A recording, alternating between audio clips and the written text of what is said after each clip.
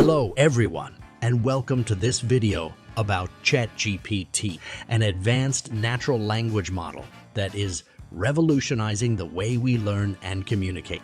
ChatGPT is an advanced natural language model developed by OpenAI. It is capable of understanding and generating natural language with high accuracy and fluency.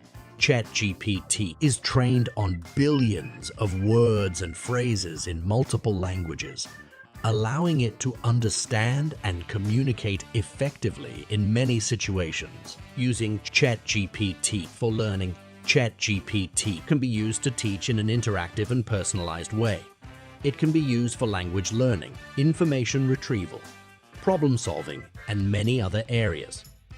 With its high capacity to understand natural language, ChatGPT can communicate with users effectively and provide clear and detailed explanations. Let's take some concrete examples of using ChatGPT for learning.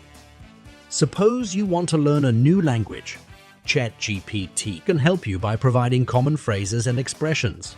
You can also practice your listening skills by asking ChatGPT questions and listening to its answers. If you need help solving a problem, ChatGPT can walk you through the necessary steps and provide examples for better understanding.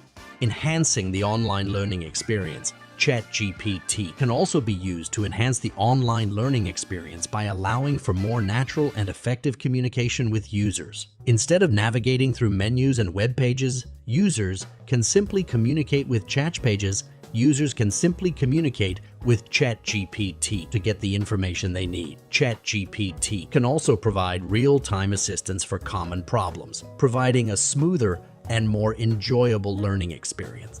In conclusion, ChatGPT is an advanced natural language model that revolutionizes the way we learn and communicate.